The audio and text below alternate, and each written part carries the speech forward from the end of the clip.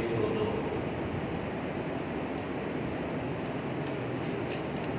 آگے آیت نمبر 105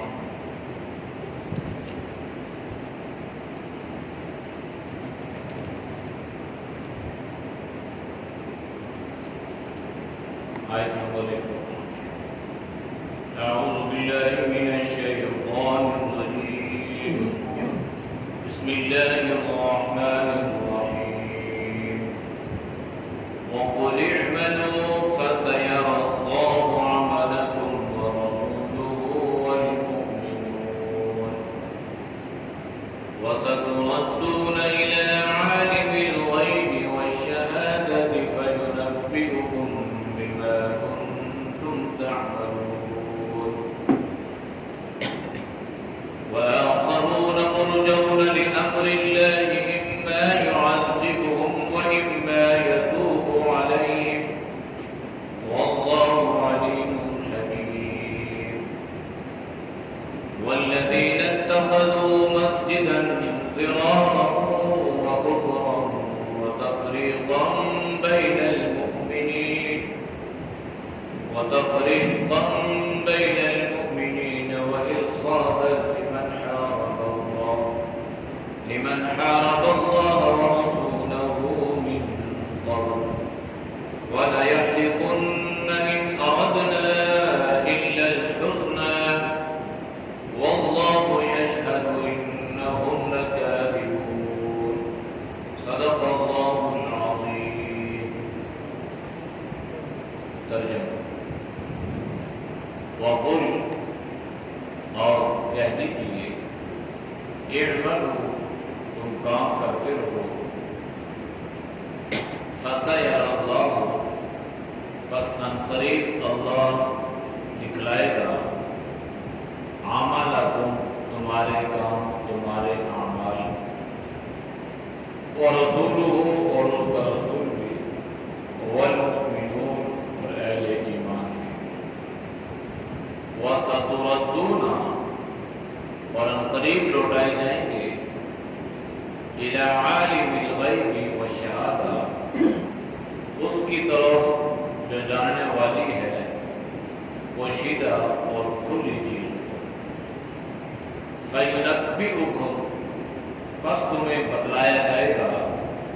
بما کنتم تعملون جو کچھ تم دنیا میں کرتے رہے وآخرون اور دوسرے وہ لوگ ہیں مرجون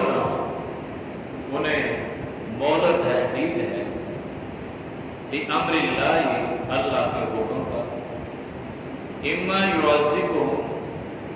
بہرحال یا تو انہیں عذاب دیا جائے گا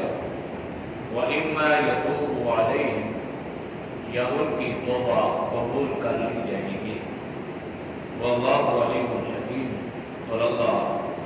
جاننے والا حکمت والا ہے والذین اور جن لوگوں نے اتخذوا بنائی مسجد ضرار ضد ضرر وکفرا اور کفر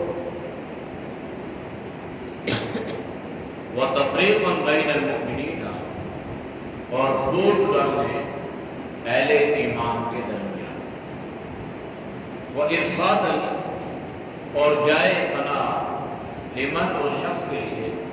حارب اللہ جو لڑتا ہے اللہ سے ورسولہ اور اس کے رسول سے من قبل اس سے پہلے وَلَا يَحْلِفُنَّ اور البتہ لازمی قسمیں اٹھائیں گے ان اردنا نہیں ہے ہمارا ارادہ الا الحسنى مگر بھلائی کا واللہ یشہد اور اللہ گواہی دیتا ہے انہم لکاذبون بے شک وہ لوگ جھوٹے ہیں. آیات کا ماں خبر آیات کے ساتھ ربط اور تعلق یہ تھا کہ وہ مخلصین اہل ایمان جو بغیر کسی شرک عذر کے محض سستی کی وجہ سے نبی علیہ السلام کے ساتھ غزوہ تبوک میں شریک نہ ہو سکے۔ ان کے بارے میں کہ ان میں سے جو 7 افراد تھے انہوں نے اپنے آپ کو مسجد نبوی کے ستونوں کے ساتھ باندھ دیا تھا اور یہ کہہ رہے تھے کہ جب تک ہمیں آپ صلی اللہ علیہ وسلم نہیں کھولیں گے ہم کسی حالت میں رہیں گے۔ کھولنے سے مراد یہ تھی کہ آپ تب کھولیں گے جب ہماری توبہ قبول ہو جائے گی۔ بالآخر اللہ نے ان کی توبہ کو قبول کیا اور نبی علیہ السلام نے انہیں کھول دیا۔ تو اللہ نے ملی جلی بات ان سے فرمائی، وقل، آپ ان سے کہہ دیں اعملوا، اعمال کرتے رہو، کام کرتے رہو، فسيرى الله اعمالكم، بس عن قریب اللہ تمہیں تمہارے اعمال کو دکھلا دے گا۔ یعنی اچھا عمل ہے تو وہ بھی اللہ تمہیں دکھلا دے گا، اگر اعمال برے ہیں وہ بھی اللہ تمہیں دکھلا دے گا۔ اللہ دنیا ہی میں تمہیں تمہارے اعمال کو دکھلا دے گا کہ تم نے جو اعمال کیے ہیں وہ درست ہیں یا نہیں ہیں، یا کس قسم کے ہیں۔ جو کرتے رہو اللہ تمہیں دکھلائے گا۔ ورسولہ، اور اللہ کا رسول بھی، یعنی تمہیں تمہارا آئینہ دکھلا دیا جائے گا، تمہیں تمہاری اصلیت اللہ کا رسول دکھلائے گا۔ والمؤمنون، اور اہل ایمان۔ پھر کیا ہوگا؟ وَسَتُرَدُّونَ إِلَىٰ عَالِمِ الْغَيْبِ وَالشَّهَادَةِ۔ بات یہ ہے کہ انسان سے بات تو چھپا سکتا ہے، جو انسان کے زبان پر ہو اور دل میں اس نے کیا بات چھپائی ہے وہ انسان سے تو مخفی ہو سکتی ہے، لیکن ایک ذات ایسی ہے جس پر ہر بات، چاہے وہ ظاہری ہو چاہے وہ باطنی ہو، بالکل برابر حیثیت رکھتی ہے۔ اس کے لیے یہ فرق نہیں ہے کہ جو میں اونچی آواز سے کہہ رہا ہوں تو اس کے لیے سننا آسان ہے، اور جو میں آہستہ کہہ رہا ہوں تو اس کے لیے سننا مشکل ہے۔ آہستہ کو تب بھی سنتا ہے، اونچی آواز سے کو تب بھی وہ سنتا ہے۔ ہمارے دلوں میں کیا خیالات آ رہے ہیں، کیا امڑ رہا ہے، کیا تصورات پیدا ہو رہے ہیں، وہ ذات اس سے بھی واقف ہے۔ لہذا انہیں اس حال پہ چھوڑ دیا گیا کہ دلوں کے حالات کو اللہ ہی جانتا ہے اس کے دل میں کیا ہے، پر لیکن ایسا بھی آئے گا کہ تمہیں ایسی ذات کی طرف لوٹا دیا جائے گا، عالم الغیب والشہادہ۔ غیب کہتے ہیں پوشیدہ کو، شہادت کہتے ہیں ظاہری طور پر گواہی، کہ جو باتیں تم چھپا رہے ہو انہیں بھی اللہ جانتا ہے، اور جو باتیں تم ظاہر کر رہے ہو انہیں بھی اللہ جانتا ہے، اور عنقریب اللہ تمہیں اپنی طرف لوٹائے گا، اور تمہارے اعمال جو ہیں، تمہاری باتیں، تمہارے کام، تمہارے افعال، تمہارے اقوال تمہیں بتلا دیے جائیں گے۔ فَيُنَبِّئُكُم بِمَا كُنتُمْ تَعْمَلُونَ۔ مختصر یہ کہ تمہارا نتیجہ تمہارے ہاتھ میں آ جائے گا، جو تم بو گے وہی تم کاٹو گے۔ تمہارے اوپر کوئی ظلم نہیں کیا جائے گا کہ تم نے امتحان تو اچھا دیا ہو، پیپر تو تمہارا بہت اعلیٰ ہوا ہو اور وہاں پہ تمہارے نمبرات کاٹ دیے جائیں۔ ایسا نہیں ہوگا۔ جس نے جتنا پیپر کیا ہوگا، جس طرح کا سوال کیا ہوگا، اس کو اللہ اسی طرح کے نمبرات عطا فرمائے گا۔ اس کو اللہ نے یوں بیان فرمایا، فَيُنَبِّئُكُم بِمَا كُنتُمْ تَعْمَلُونَ۔ پھر جو کچھ تم کرتے ہو وہ ذات تمہیں بتلا دے گی۔ اقرا کتابک، تمہارا نتیجہ تمہارے ہاتھ میں آئے گا۔ پھر اللہ تم سے فرمائے گا کہ اب اپنا نتیجہ، اپنا رزلٹ پڑھ لو۔ وآخرون مرجون لأمر اللہ۔ اب وہ جو مخلصین اہل ایمان تھے نا، جن کی تعداد 10 کے قریب تھی، 10، ان میں سے 7 کے بارے میں تو آپ نے سن لیا کہ اللہ نے ان کی توبہ قبول کر لی، اور نبی علیہ السلام پر اللہ نے قرآن کی آیات اتاری جن میں انہیں یہ خوشخبری دی گئی کہ آدمی برائی کرے، گناہ کرے، اس سے کوئی خطا قد ہو جائے، توبہ کرے تو اللہ اس کی توبہ قبول کر لیتا ہے۔ لہذا ان سے بھی یہ خطا ہوئی ہے، اللہ نے ان کی توبہ بھی قبول کر لی ہے۔ ان میں 3 لوگ ایسے تھے جنہوں نے اپنے آپ کو مسجد نبوی کے ساتھ مقید نہیں کیا تھا، اور نہ ہی ابھی تک انہوں نے اپنی اس کوتاہی کا اعتراف کیا تھا۔ 3 لوگ ایسے تھے۔ اب یہ جو 3 لوگ تھے، جناب نبی کریم صلی اللہ علیہ وسلم نے ایک اعلان فرما دیا، اور اعلان یہ فرمایا کہ یہ جو 3 آدمی ہیں نا،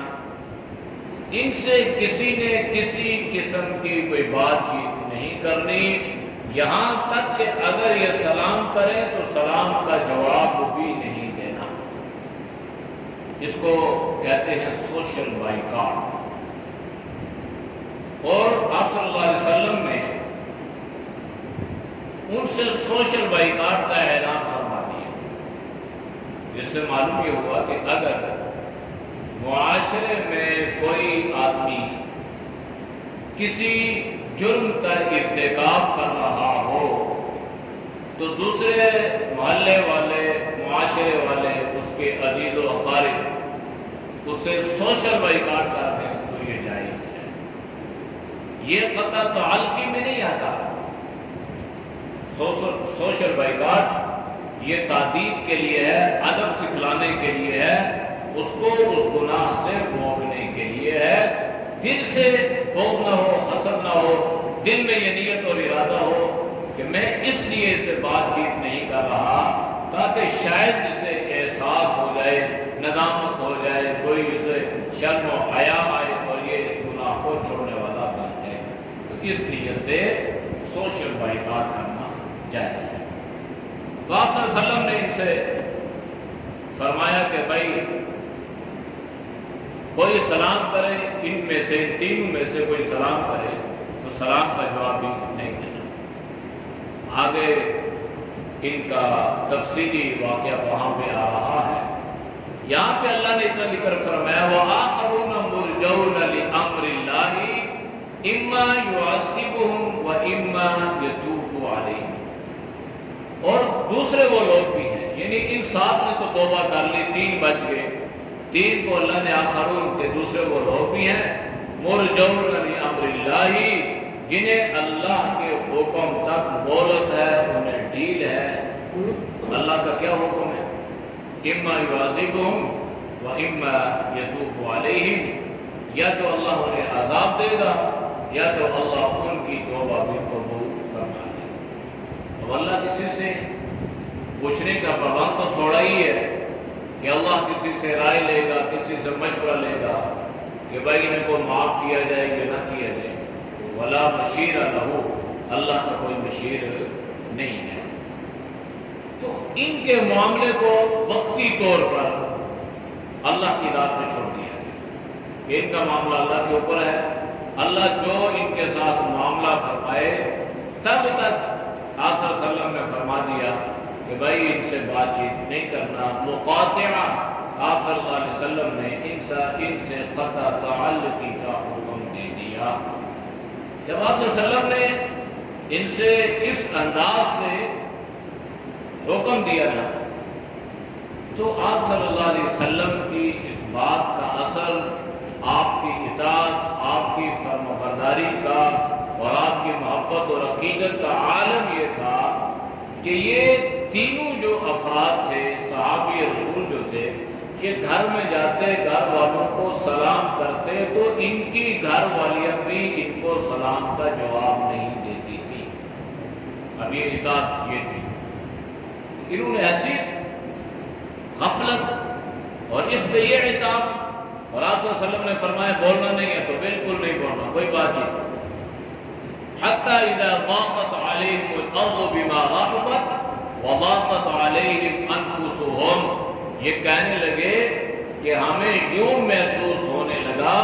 جیسے یہ زمین ہمارے اوپر تنگ کر دی گئی، باوجود وسعت کے زمین ہمارے اوپر تنگ ہو گئی ہے کہ ہم جہاں بھی جائیں جس کو بھی سلام کریں کوئی ہمارے سلام کا جواب بھی نہیں۔ اب اس سے بڑی پریشانی کی اور معاشرے میں کیا بات ہو سکتی ہے کہ آدمی جہاں جائے جس کو سلام کرے جواب نہ ملے، یہاں تک کہ گھر آئے سلام کرے جواب نہ ملے، بات کرے یس نو نہ ملے، تو یہ تو انسان کے لیے انتہائی تذبذب اور پریشانی کا عالم ہوتا ہے۔ تو اللہ نے فرمایا کہ ان کا معاملہ تو اللہ پہ ہے، عذاب دے تو بھی اللہ کی مرضی ہے، اللہ ان کی توبہ کو قبول کر لے تو بھی اللہ کی مرضی ہے۔ واللہ علیم الحکیم، اللہ ان کے دلوں کی باتوں کو جانتا بھی ہے اور اللہ حکمتوں والا ہے، اپنی حکمت کے تحت اللہ ان کے لیے کوئی فیصلہ فرمائے گا۔ والذین اتخذوا مسجدا، اب پھر ایک بڑے منافق کا اللہ نے ذکر فرما دیا۔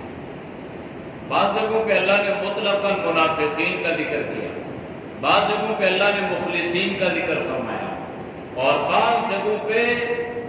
کسی انفرادی طور پر اللہ نے کسی منافق کے کسی طرز عمل کو بیان فرمایا۔ یہاں پر بھی اللہ نے ایک منافق کا ذکر فرمایا۔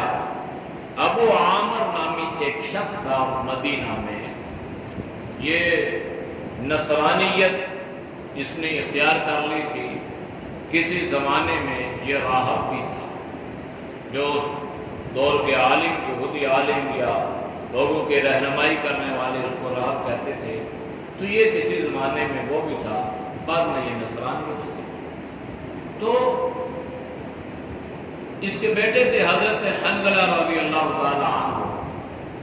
جو وسیل الملائکہ بھی ہیں، وہ اسی ابو عامر تھے، اور یہ بڑا منافق تھا۔ حضور علیہ السلام کی خدمت میں مدینہ میں آیا تو اس نے بڑے سوالات کیے، آپ صلی اللہ علیہ وسلم نے ان سوالات کے جوابات بھی دیے، لیکن یہ منافق پھر بھی مطمئن نہ ہوا اور کہنے لگا کہ میں تا زندگی آپ کا پیچھا کروں گا اور آپ کے مخالفین سے مل کر آپ کے ساتھ لڑوں گا، یعنی آپ کا دشمن رہوں گا ہمیشہ سے، یہ سمجھ۔ اور اس نے ایک بددعا بھی دی، اس نے کہا اللہ کرے ہم میں سے جو جھوٹا ہونا وہ دور دراز اپنے رشتہ داروں سے دور دراز کہیں مر جائے، اس کا کوئی نام و نشان بھی نہ جانتا ہو، ایسی جگہ پہ اللہ اس کو موت دے۔ خیر یہ غزوہ حنین تھا، یہ ہر جنگ میں شریک ہوا اور اس نے مسلمانوں کو اور بالخصوص آپ صلی اللہ علیہ وسلم کو نقصان پہنچانے کی کوشش کی۔ اور ایک غزوہ حنین کے بعد جب قبیلہ حوازن جو یہودیوں کا بڑا قبیلہ تھا، جب اسے بھی شکست ہو گئی، اب یہ بیچارہ پریشان ہو گیا کہ اب تو میری خیر نہیں ہے، لہذا یہ بھاگ کے ملک شام چلا گیا۔ جب یہ شام گیا نا، جو منافق ہوتا ہے وہ کہیں بھی چلا جائے اپنی حرکتوں سے باہر نہیں آتا۔ شام بھی نصرانی تھے، اس کے عام مذہب لوگ تھے، تو اس نے اپنا اثر رسوخ جو تھا مدینہ کے منافقین پر قائم رکھا۔ اس نے وہاں سے ان کو ایک مشورہ دیا، خط بھیجا اس نے کہ میں قیصر روم سے یہ کہوں گا کہ وہ مدینہ پر چڑھائی کرے، لیکن مدینے والوں تم نے غفلت میں نہیں رہنا اس بار، بلکہ تم نے قیصر روم سے مل کر ان مسلمانوں کے خلاف لڑنا ہے اور ان کا قلع کما کرنا ہے۔ یعنی یہ تو ایک اصول ہے نا کہ کافر اور منافق مسلمانوں کے خلاف جمع ہو جاتے ہیں، پھر جو حق اور سچ میں ہوتا ہے اللہ اس کی مدد فرماتا ہے۔ تو ہوا یہ کہ اس نے بڑے وہاں سے اہل مدینہ کو خطوط لکھے اور ان کو جو ہے وہ پذیرائی ملتی رہی، ان کو بڑھا چڑھا کے یہ ساری باتیں باور کرواتا رہا، اور یہاں تک کہ اس نے ایک مشورہ بھی دیا، ایک رائے دی۔ میں تمہیں مشورہ یہ دیتا ہوں کہ تم یوں کرو کہ مدینہ میں یا دائیں بائیں میں کہیں مسجد بناؤ، مسجد بناؤ، اور تمہاری مسجد بنانے کا مقصد یہ ہو کہ وہاں پر تم جتنے بھی لوگ ہو وہ مسلمانوں کے خلاف منظم انداز سے کوئی سازش، کوئی منصوبہ بنانے میں کامیاب ہو جائیں، اور کیسے روم جب مسلمانوں پر مدینے پہ چڑھائی کرے نا تو پھر تم وہاں تمہارے پاس اسلحہ بھی ہو، ساز ہو، یعنی مسجد کیا بناؤ، تم ایک گودام بناؤ، ایک ڈیپو بناؤ، ایک مشاورت کی اپنے لیے ایک جگہ بناؤ، وہاں پہ اسلحہ بھی ہو اور وہاں پہ تمہارے لیے راشن بھی ہو، اور ایک بینک کے تحت جب قیصر روم مدینہ پہ چڑھائی کرے گا تو پھر اسے ایک یہ آپ کی جگہ قلعے کی حیثیت اسے حاصل ہو، اور یہاں رہ کر وہ باقی لوگوں کے ساتھ اہل مدینہ کے ساتھ وہ لڑ سکے۔ اس طرح کی لمبی چوڑی اس نے باتیں سمجھیں۔ یہ 12 منافق تھے مدینہ میں، یہ تیار ہو، انہوں نے مسجد کے لیے جگہ دیکھی، قبا، وہاں پہ گئے تو جو آپ صلی اللہ علیہ وسلم جب ہجرت فرما کے سب سے پہلے اسی بستی میں آپ نے قیام فرمایا تھا، اور مسجد قبا اب بھی وہاں پر لوگ حاجی عمرے والے اس کی زیارت کے لیے جاتے ہیں، تو یہ سب سے پہلی مسجد تھی جو آپ صلی اللہ علیہ وسلم نے یہاں پہ قائم فرمائی تھی۔ تو اس سے ہٹ کے ان لوگوں نے جگہ دیکھی اور وہاں پر انہوں نے مسجد کو تعمیر کر دی، ایک عمارت بنا لی۔ اب اس عمارت کو ان لوگوں نے مسجد کا نام دے دیا، اور آپ صلی اللہ علیہ وسلم کی خدمت میں گئے کہ آپ ہماری مسجد میں تشریف لائیں، نماز پڑھیں تاکہ ہمیں برکت حاصل ہو جائے۔ مقصد یہ تھا کہ جب آپ یہاں پہ نماز پڑھیں گے تو دائیں بائیں جتنے بھی مسلمان آباد ہیں انہیں بھی پتہ چل جائے گا کہ یہ مسجد ہے، اور وہ آنا بھی شروع ہو جائیں گے، لہذا ہم وہاں پر ان کا شکار کریں گے اور ان کو جو ہے وہ ورغلائیں گے اور پسلائیں گے اور گمراہ کریں گے اور مسلمانوں کے خلاف کریں گے۔ یہ ان کی نیت اور ارادہ تھا۔ تو یہ 12 منافق آپ صلی اللہ علیہ وسلم کے پاس آئے، اللہ کے نبی نے ان سے فرمایا کہ بھائی ابھی تو سفر پہ روانگی ہے، واپسی پہ جو ہے آپ کے پاس میں آؤں گا۔ آپ صلی اللہ علیہ وسلم غزوہ تبوک گئے، وہاں سے آپ واپس آ رہے تھے، راستے میں آپ نے ایک جگہ قیام فرمایا، تو وہاں پر نظریہ وحی آپ کو اس ساری صورتحال سے آگاہ کر دیا۔ کیا یہ جو مسجد بنی ہے یہ کیوں بنی ہے، اس کو مسجد کہنا بھی صحیح ہے یا نہیں ہے، لہذا آپ نے اس مسجد میں جانا نہیں ہے، اور بالخصوص اس مسجد کو وہاں پر آپ نے رہنے بھی نہیں دینا، اس کو مسمار کرنا ہے۔ آپ صلی اللہ علیہ وسلم جب تشریف لائے تو آپ نے پہلا کام کیا کیا، ایک عامر بن سکین صحابی تھے اور ایک وحشی جنہوں نے حضرت حمزہ رضی اللہ تعالی عنہ کو شہید کیا تھا، ان کو ساتھ چند ساتھیوں کو بھیجا کہ وہاں پہ جاؤ اور اس جگہ کو، اس عمارت کو، اس بلڈنگ کو مسمار کر کے اس کو آگ لگا۔ یہ گئے، انہوں نے اس کو مسمار کیا، آگ لگائی اور اس جگہ کو بالکل برابر کر دیا۔ مورخین نے عجیب بات لکھی ہے کہ وہ جو جگہ ہے مسجد قباء کے قریب، وہ جگہ اب تک خالی پڑی ہے۔ وہاں پر آپ صلی اللہ علیہ وسلم نے ثابت بن ارقم کو جگہ دی کہ آپ یہاں پہ اپنا مکان بنا لیں۔ ان کے پاس مکان کے لیے جگہ نہیں تھی، رہائش نہیں تھی، فرمایا آپ وہاں بنا لیں۔ تو ثابت بن ارقم نے وہاں پر مکان بنایا، تو وہاں پر انہیں کوئی اولاد نہ ہوئی، اور مورخین نے لکھا ہے کہ وہاں پر اس جگہ پر کسی بکری نے بچہ نہ دیا اور کسی مرغی نے انڈا تک نہ دیا، یعنی ایسی یہ نحوست اور ایسی بے برکتی کہ یہ جگہ ہو گئی کہ وہاں پر کچھ بھی نہ ہو سکے۔ تو یہ ہوتا ہے جہاں پر ابو جہل نے ظلم و ستم کیے تھے اور فرعون نے بچوں کو زندہ درگور کیا تھا اور بچیوں کو جو زندہ درگور کہتے ہیں، وہ جگہ اب تک خالی ہیں، وہاں پر باوجود کوشش کے وہاں پر کوئی عمارت تعمیر نہیں ہو سکی۔ اور مورخین نے لکھا ہے کہ یہ جو جگہ تھی نا جس کو مسمار کیا گیا، یہ اب تک اسی طرح ویران خالی پڑی ہے، یہاں تک کہ یہاں پہ کوئی درخت بھی نہیں ہے۔ حالانکہ وہاں پہ مسجد قباء کے دائیں بائیں آگے پیچھے بڑے خوبصورت جو ہے وہ درخت ہیں، چھوٹے بڑے ایسے، لیکن یہاں اس جگہ پہ کتنے مرلے پہ ہوگی اللہ ہی جانتا ہے، لیکن وہاں پہ کچھ بھی نہیں ہے۔ تو اللہ نے اس کا ذکر فرمایا کہ والذین، اور وہ لوگ اتخذوا مسجدا، جنہوں نے بنائی مسجد ضرارا، ضد، عناد، مسلمانوں کو ضرر پہنچانے کے لیے، وکفرا، اور کفر کے لیے، یعنی لوگوں کو کفر کی طرف، منافقت کی طرف مائل کریں، اور سب سے بڑی بات کیا،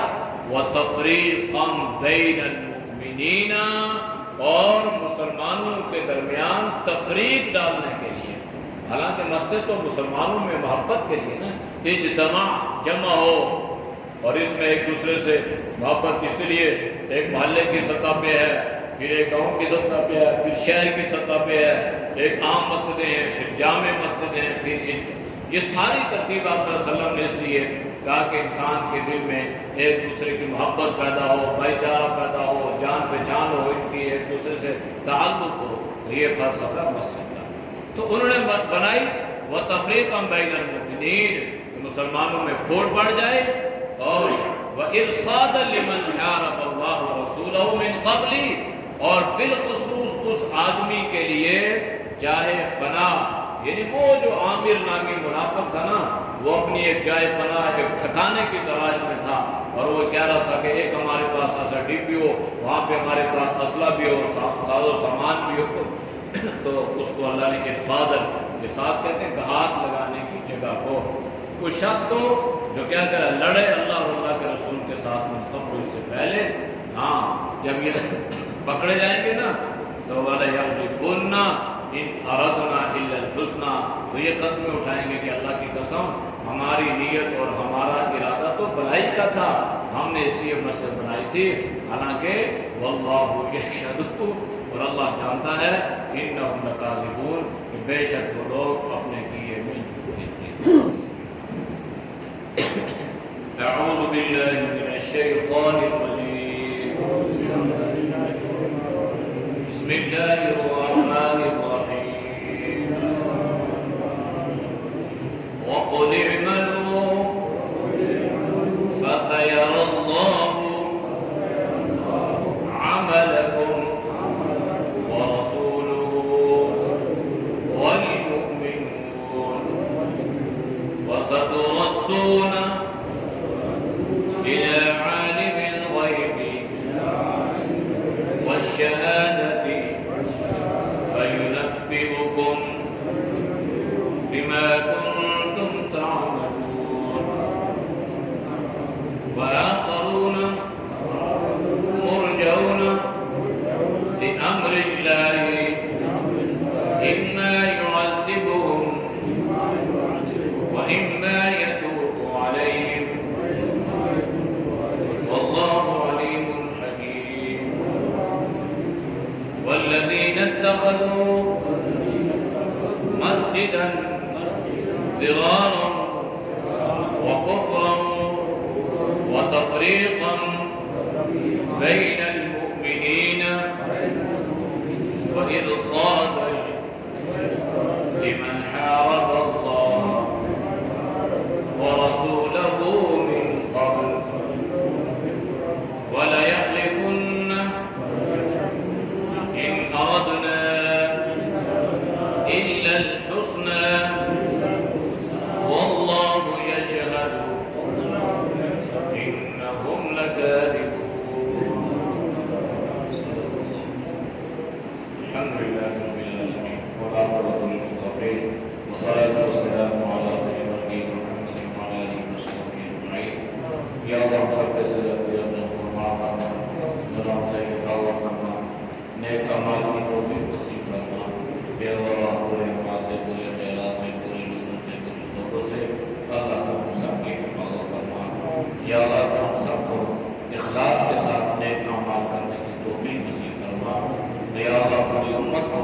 اخلاص کے ساتھ مسجدیں بنانے اور ان کو آباد کرنے کی توفیق نصیب فرما۔ یا اللہ مسجد زیارتوں سے اے اللہ وہ جگہ جو مسلمانوں نے تفریح کر رہی ہوتی ہے اللہ اپنے فضل سے اپنے کرم سے انہیں ختم فرما۔ جو بیمار ہیں اللہ ان کو صحت ایمان والی زندگی عطا فرما۔ ہر آزمائش سے ہر امتحان سے ہر شر سے ہر فتنہ سے اللہ ہم سب کی حفاظت فرما۔ اللہ